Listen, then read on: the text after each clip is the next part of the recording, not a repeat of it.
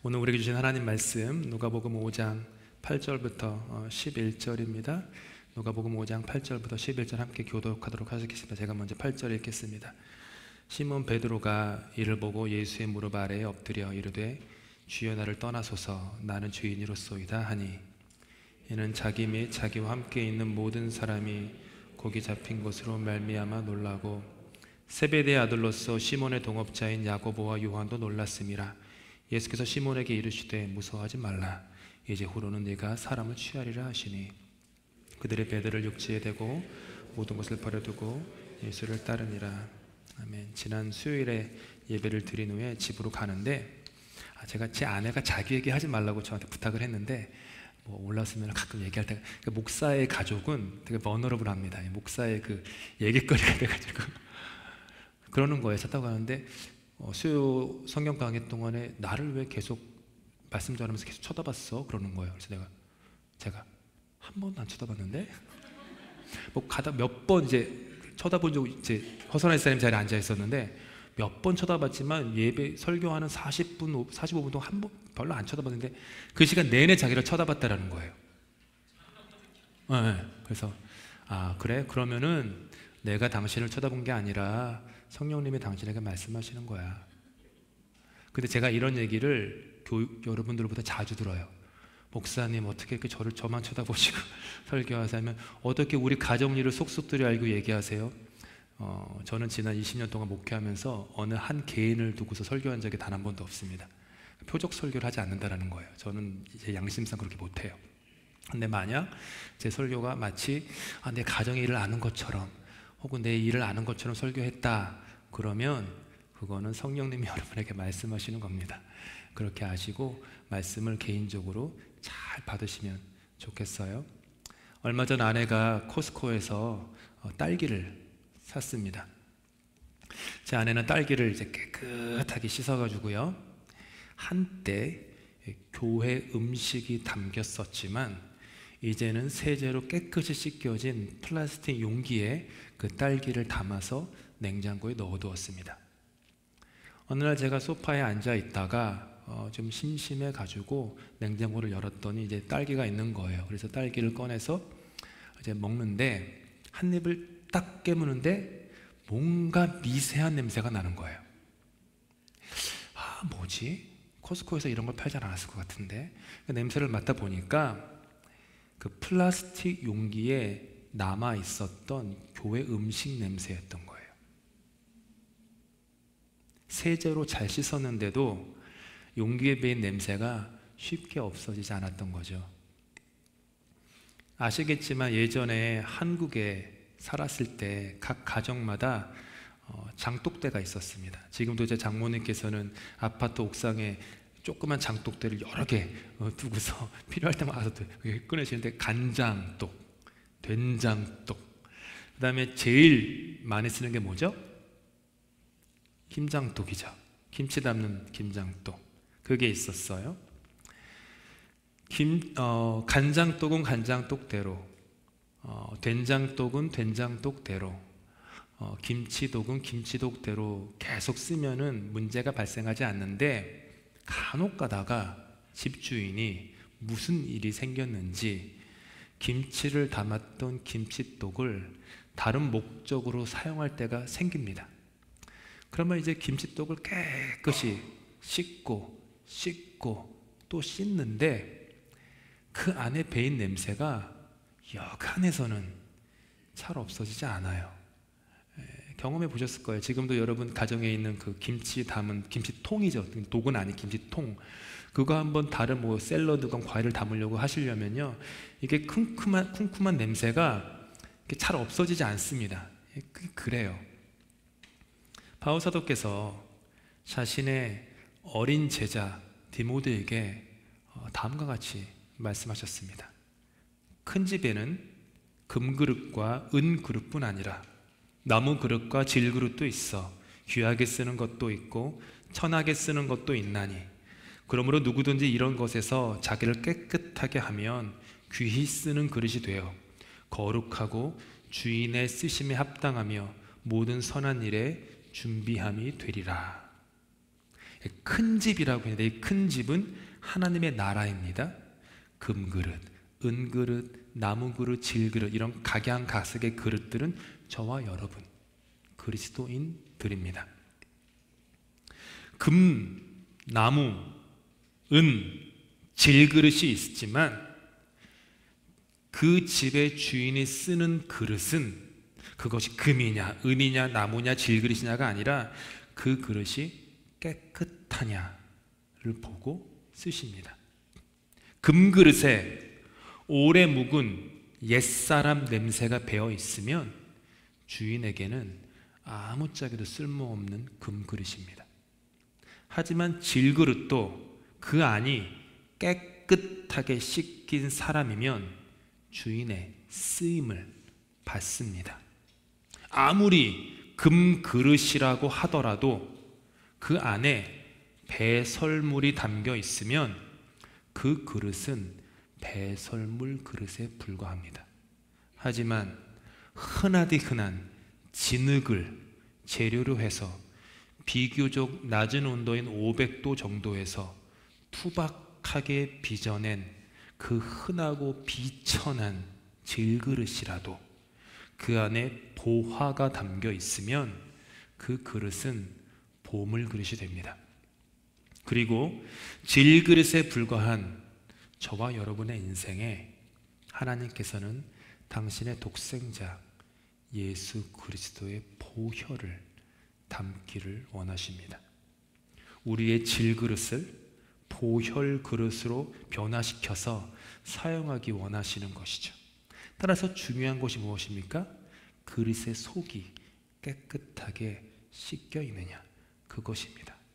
내가 금이다, 은이다, 나무다 이런 것은 사람 눈에 보기에는 인상적일 수 있을지 모르지만 하나님 나라에서는 아무짝에도 쓸모 없습니다. 그릇의 겉모습은 중요한 것이 아닙니다. 예수님께서도 말씀하셨습니다. 새 술은 반드시 새 부대에 담아야 한다. 우리 안에 담긴 오래된 옛사람, 나의 옛 자아, 자존심, 나의 욕망, 나의 욕심, 그런 모든 옛사람의 냄새를 쏟아내어 버리라는 것이죠. 우리 안에 묵힌 오래된 김치 냄새가 씻겨져야만 우리 안에 새로운 것이, 새로운 세상이, 하나님의 나라가 담길 수 있는 것입니다. 그런 점에서 신앙생활의 요체는요, 다른 데 없습니다. 떠남입니다. 옛사람에게서 떠나는 것, 그게 신앙생활입니다. 아브라함은 본토 친척 아버지의 집을 떠나 약속의 땅으로 갔습니다. 이스라엘은 400년 종살이하던 애굽을 떠나 가나안으로 갔습니다. 그런데 이 떠남은요, 단순한 지리적 떠남만은 아니었습니다. 그들의 떠남은 그들의 영혼의 그릇 안에 여전히 남아 있었던 그 쿰쿰한 냄새로부터 떠나는 것이었습니다. 옛사람의 냄새, 옛 냄새, 옛 습관, 그것으로부터 떠나는 것이었습니다. 제가 어렸을 때에는 말하는 것도, 깨닫는 것도, 행동하는 것도 어린아이 같았습니다. 그런데 제가 어른이 되어서는 어린아이의 일을 버려야만 하는 것입니다. 어린아이를 떠나보내지 않고는 그 누구도 어른이 될 수 없습니다. 나이가 많아져도 내 내면에서 철부지 어린아이를 버리지 못했다면 나의 영혼은 여전히 어린아이입니다. 그것이 사도 바울이 말씀하시는 거죠. 제가 어제 결혼기념일이라고 했잖아요. 그럼 뭐죠? 19년 전에 제가 독신이었을 때에 저의 생활 습관을 버리지 않고는 저는 결코 한 아내의 남편이 제대로 될 수 없었을 것입니다. 제 아내가 처녀일 때 그 옛사람의 습관을 버리지 않고는 한 남자의 아내가 될 수 없습니다. 그게 안 되면 부부가 함께 살아도 계속 그 안에 유치한 어린아이가 남아서 계속 부대끼죠. 일반인의 모습을 떠나지 않고는 절대로 진정한 군인으로 거듭날 수 없습니다. 청년을 떠나야만 참 중년이 될 수 있고, 참 중년을 떠나야만 진정한 노인이 될 수 있습니다. 한국을 제대로 떠나야만 캐나다의 이민 생활을 온전히 할 수 있습니다. 신앙생활은 떠남입니다. 시몬 베드로의 장모는 오랜 열병에 시달리고 있었습니다. 그런데 어느 날 예수님께서 베드로의 집에 방문하시더니 베드로의 장모의 병을 고치셨습니다. 그러자 베드로의 마음속에 예수님은 뭔가 좀 다른 것이 있는 분이구나 라는 생각이 싹 트기 시작했습니다. 첫 만남이었잖아요. 그런데 여전히 베드로의 그 마음 그릇, 영혼 그릇에는 오래된 그 쿰쿰한 냄새가 남아 있었습니다. 얼마 후 베드로는 밤이 새도록 수고하여서 물질을 하였는데 생선 한 마리 낚지 못한 채 해안가에서 풀이 죽어 그물을 씻고 있었습니다. 자기가 제일 잘하는 일에서 실패를 하면 그 사람은 깨어집니다. 무너집니다. 지금 베드로는 자기 영혼의 질그릇이 깨어지는, 즉 비천한 인생을 돌아보는 계기를 맞이한 거예요. 그때 얼마 전 자신의 집에 찾아오셨던 예수님이 무리와 함께 나타나셨습니다. 예수님께서는 베드로에게 배에 올라타도 되겠냐고 물어보시고 베드로가 그러시라고 하자 뱃머리에 앉으신 후에 무리들에게 말씀을 가르치십니다. 바로 옆에서 예수님의 말씀을 들으면서 베드로는 예수님이 전파하시는 하나님 나라에 대해서 또 마음이 조금씩 열리는 것을 느낄 수가 있었습니다. 그러니까 두 번째 만남이잖아요. 조금씩 마음이 열리는 거예요. 말씀을 마치신 후에 예수님이 베드로를 돌아보시고 깊은 데로 가서 그물을 내려 고기를 잡으라고 명령하십니다. 지난주에 우리가 상세하게 묵상했던 내용입니다. 지금까지의 이런 일련의 과정들을 통해서 예수님을 향해서 마음이 열렸던 베드로는 말씀에 의지하여서 명령에 순종합니다. 그리고 깊은 곳에 나아가서 그물을 던졌는데 고기를 잡은 것이 심이 많아서 그물이 찢어질 정도가 되었습니다. 이렇게 감당하기 어려우니까 다른 배의 동무들에게, 그 요한과 야고보에게 손짓해가지고 도움을 요청합니다. 그들이 와서 이 두 배에 물고기를 막 채우는데 잡은 양이 너무 많은 거예요. 너무 많아서 그 두 배들이 물에 잠겨서 감당치 못할 정도가 되었습니다. 한 번도 경험해보지 못한, 감당치 못할 기적을 베드로가 경험한 것이었습니다. 그러자 베드로는 예수님의 무릎 앞에 엎드립니다. 누군가 앞에 무릎 꿇어 보신 적이 있으십니까? 수치스러운 것입니다. 한국에는 참 불미스러운 일들이 많더라고요. 뉴스를 보면은 명품관에서 종업원이 잘못하면은 무릎 꿇고, 왜 무릎 꿇리는지 모르겠지만 그런 일들이 너무 비일비재하다는 그 뉴스를 볼 때마다 근데 무릎 꿇는 게 그래요. 누군가 앞에 무릎을 꿇는 것은 수치입니다. 비굴해지는 것입니다. 세상으로부터 비웃음과 조롱거리가 되는 것입니다. 아무것도 안 해 하찮은 존재, 금그릇, 은그릇, 나무그릇이 아니라 아주 하찮은 질그릇이 되는 것입니다. 무릎을 꿇는 것은 나란 사람을 지탱하고 있는 마지막 선을 포기하는 거예요. 나의 자존심, 나의 자아, 그 모든 것을 상대방 앞에 포기하는 것입니다. 그렇게 베드로는 예수님께 무릎 꿇었습니다. 그가 그동안 어부로서, 한 가정의 가장으로서, 사위로서 당당하게 지켰던 마지막 선, 자존심, 경험, 지식, 습관, 전통, 고집, 이런 모든 것, 그런 모든 것들의 선을 넘어선 거예요.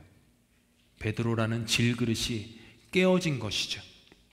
그렇게 베드로는 자기의 질그릇에 담겼던 아주 오래 묵힌 그 쾌쾌한 냄새를 지금 쏟아내고 있는 것입니다.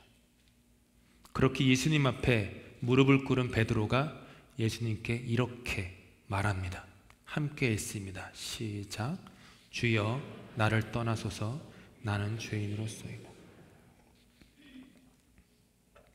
주여 나를 떠나소서 나는 죄인으로소이다. 놀라운 기적을 경험해 보신 적 있으십니까?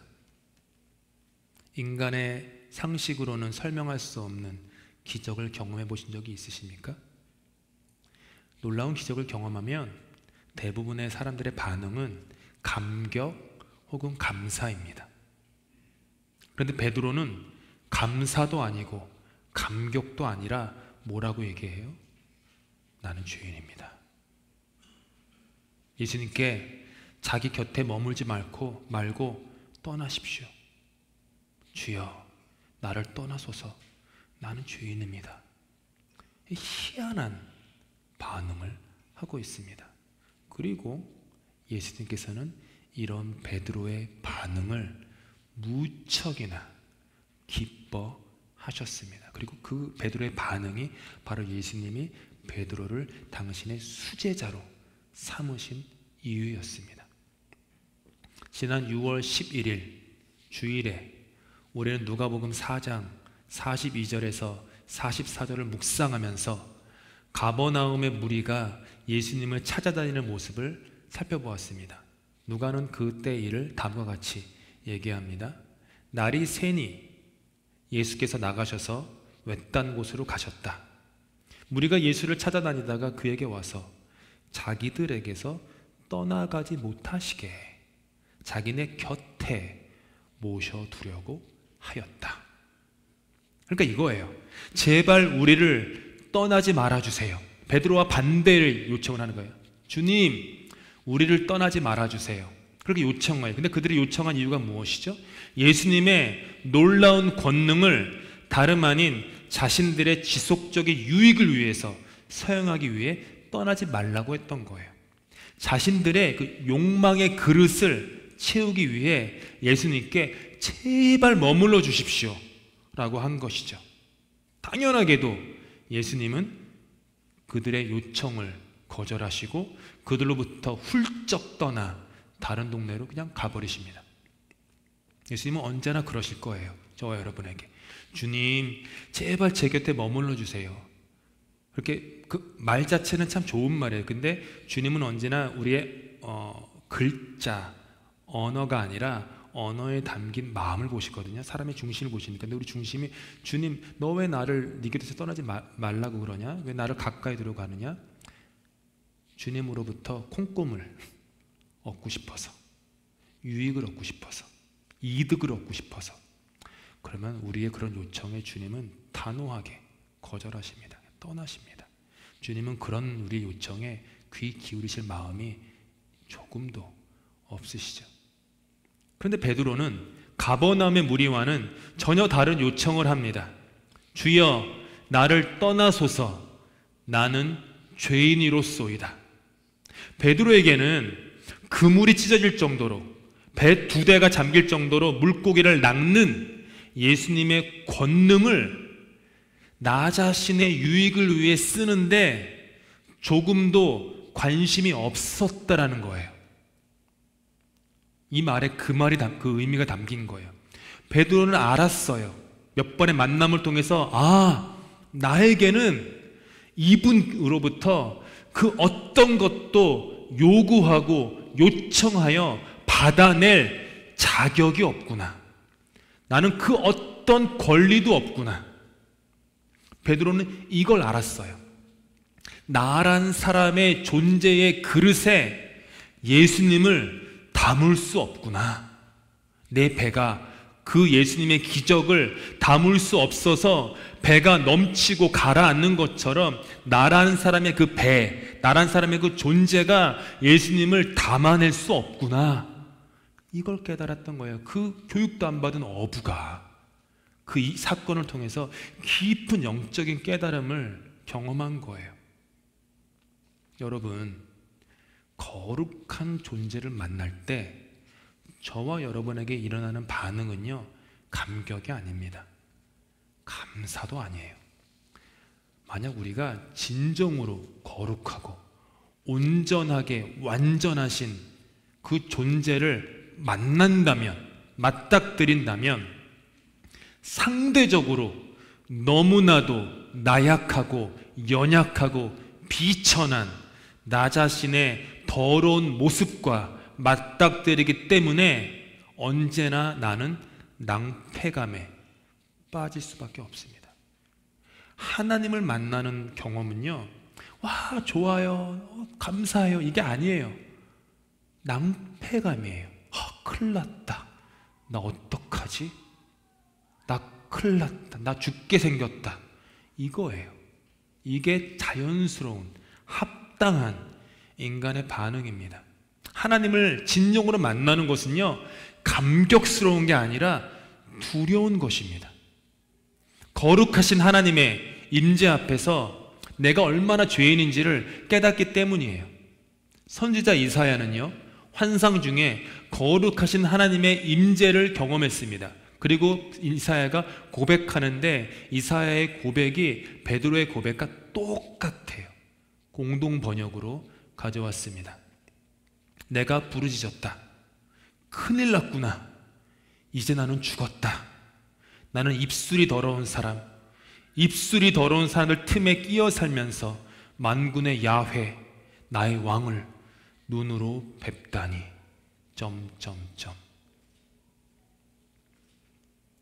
이게 반응이에요. 철학자이자 신학자이자 위대한 수학자였던 프랑스의 블레이즈 파스칼은 이 세상에는 의인도 없고 귀인도 없고 성자도 없다. 이 세상에는 오직 한 종류의 인간만 있는데 그 사람이 누구냐 하면 바로 죄인이다 라고 했어요. 같은 의미로 바울 사도께서도 의인은 없나니 한 명도 없다. 주변을 돌아보세요. 그리고 얘기하세요. 당신 죄인이야? 당신 더러운 사람이야. 우린 그런 사람들이에요. 그래서 예수님은 스스로를 의롭다 여기는 사람에게는 관심이 없으십니다. 만약 저와 여러분 안에 아주 미세하게 털 한 오라기처럼, 실 한 오라기처럼 이렇게 스물스물 올라오는 게 있어요. 내가 자격이 있지, 내가 권리가 있지, 그래도 내가 다른 사람에 비해서는 의인이지, 그런 마음이 올라오잖아요. 교통신호 그 경고등 노란 신호가 깜빡깜빡이는 거예요. 딸랑딸랑 경고. 너 거기서 좀만 더 가면 큰일 나. 그 얘기예요. 나는 금그릇이야. 나는 그래도 은그릇은 돼. 나는 나무 그릇은 되지. 적어도. 그런 사람에게 하나님은 관심이 없습니다. 목사인 저도 마찬가지예요. 목사들 똑같아요. 자기가 섬기는 교회 사이즈나 규모 같고, 그래도 나는 금목사지, 나는 은목사지, 나는 나무 목사지, 에이 그래도 내가 질그릇 목사는 아니지, 우리 교회가 이 정도인데, 이렇게 생각해요. 말은 안 했거든. 겸손하게 이렇게 얘기하지만 속은 그래요. 조금만 얘기 보면 다 알아요. 하나님 그런 사람에게 관심 없으십니다. 관심 없으세요. 그 그릇 안이 깨끗이 씻겨져 있지 않아 여전히 쿰쿰한 옛사람의 냄새가 나기 때문이에요. 그 그릇 안이 나의 이기적 욕망, 옛된 습관, 고집, 자존심의 오래된 김치 냄새가 여전히 가득하기 때문이에요. 그래서 사용하지 못하세요. 예수님은 의인이 아니라 죄인을 부르십니다. 병든 자에게라야 의원이 필요한 것이지 건강한 사람들에게 의원은 필요하지 않은 법입니다. 자기 안에 거룩함도 선함도 없음을 인정하는 그 사람을 하나님이 부르세요. 내가 주님 저 사람보다는 그래도 좀 의롭죠. 주님 부르지 않으십니다. 저 교회보다는 조금 낫죠. 부르지 않으세요. 관심 없으세요. 주님은 그런 곳으로 감동받지 않으세요. 주님은. 그래서 주님은 자기 안에 거룩함도 선함도 없다라는 그 사람, 그 교회를 부르셔서 회개케 하시고 그의 그릇을 깨끗게 하시고 그를 사용하시는 거예요. 내 안에 구원이 없습니다. 그렇게 한계를 깨달은 자, 내 안에는 거룩함도 선함도 없습니다. 그런 현실을 깨달음으로 말미암아 내가 절망의 골짜기에 빠져있는 그 사람을 하나님이 부르시는 거예요. 그냥 푸른 초장에서 이런 얘기 그렇지만 귀에다가 꽃 하나 꽂고 막 기쁜 마음으로 막 걸어다니는 그런 광녀 같은 사람을 찾지 않으세요. 사망의 음침한 골짜기, 절망의 골짜기, 낙심의 골짜기에 빠져서 가슴을 치며 주님, 저는 죄인입니다. 저는 더러운 사람입니다. 그런 사람을 부르세요. 최고의 기독교 변증가라고 일컬어지는 C.S. 루이스가 쓴 저서 순전한 기독교, 거기에서 C.S. 루이스가 다음과 같이 말했습니다. 기독교는 제가 지금까지 말해온 것과 같은 낭패감에서 출발하는 종교로서 그 낭패감을 먼저 겪지 않는 한 아무리 위안을 얻으려고 노력한들 소용이 없습니다. 여러분은 자기 자신에 대해서 낭패감을 느끼신 적이 있습니까? 만약 교회 다니시면서 신앙생활 하시면서 기도하시면서 나 하나님 앞에 선 나 자신에 대해서 낭패감을 느껴보지 않으셨다면 신앙생활을 한번 돌아보셔야만 합니다. 오늘 본문의 베드로처럼 예수님 앞에서 나 자신에 대해서 낭패감을 가지십시다. frustration 가지십시다. 나라는 질그릇 안에 내 힘으로는 결코 온전히 씻을 수 없는 오래된 옛사람의 냄새, 옛 욕망의 냄새가 여전히 너무 깊게 배어 있구나. 씻으려고 노력해도 도무지 되지 않는구나. 오호라, 나는 곤고한 자로다. 이 사망의 늪에서 누가 나를 건져낼 거라는 그 낭패감을 느끼실 수 있어야 합니다. 그래서 베드로처럼 주님께 고백할 수 있어야 합니다. 주여, 나를 떠나소서. 나는 죄인입니다. 여러분, 근데 그거 아세요? 주여 나를 떠나소서라는 우리의 고백은 이 고백이에요. 주님, 주님의 얼굴을 내게 숨기지 말아주세요. 나를 물리치지 말아주세요. 주님, 제발 나를 버리지 말아주세요.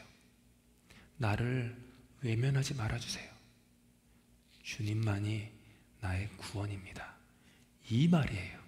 나를 떠나라는 말은 결국, 즉 주님도가 아니라 주님만 나에게 필요하다라는 고백을 하게 되는 거죠. 찬송가 280장 1절 이런 고백이 있어요. 함께 불러볼까요? 전부여 의지 없어서 손 들고 옵니다. 주 나를 박대하시면 나 어디 가리까. 내 죄를 씻기 위하여 피 흘려 주시니 곧 회개하는 마음으로 주 앞에 옵니다. 이게 주여 나를 떠나소서라는 간청이에요. 여러분이 또 제가 주여 나를 떠나소서라고 고백하면, 요청하면 그 간청을 믿으세요. 주님은 언제나 거절하실 거예요. 주님의 거절이 은혜가 됩니다. 우리의 참된 마음을 헤아리시기 때문이에요. 그리고 저와 여러분을 용서하시고 우리의 그릇을, 질그릇을 깨끗게 하시고 새로운 사명을 주실 거예요. 베드로처럼 무서워하지 말아라. 이제 후로는 네가 사람을 취하리라. 우리의 질그릇에 하나님께서는 거룩하고 귀한 십자가 보혈을 담아주십니다. 너는 나의 거룩한 신부다, 너는 존귀하다 하고 부르십니다. 주여 나를 떠나소서라고 주님 앞에 진심으로 무릎을 꿇는 질그릇인 우리를 주님은 아까 성가대 고백처럼 일으키시고 지키시고 끝까지 사랑하시는 한량없는 은혜를 베풀어 주실 것입니다. 그 은혜를 깨달아 알고 감격과 감사로 모든 것을 버려두고 예수님을 따르실 수 있기를 축복합니다. 기도하시겠습니다. 금그릇, 은그릇, 나무 그릇인 줄 알았는데 사실은 질그릇이었습니다. 내 안에는 선한 것도 의로운 것도 없습니다. 괜찮은 사람인 줄 알았는데 십자가 앞에 나의 마음이 가까이 나아갈수록 내가 죄인 중에 괴수였음을 깨닫습니다. 주여 나를 떠나소서. 나는 죄인입니다. 깨어진 질그릇의 회개를 주님 받아주시옵소서. 그리고 예수 그리스도의 보혈로 깨끗하게 하시어 주님의 나라를 위하여 사용하여 주시옵소서. 나는 주님의 것이오니 주님의 뜻대로 주님의 집에서 사용하시옵소서. 나를 부르셔서 용서하시고 깨끗게 하시고 새로운 의미와 목적으로 사용하시는 귀하신 주님의 이름으로 기도합니다. 아멘.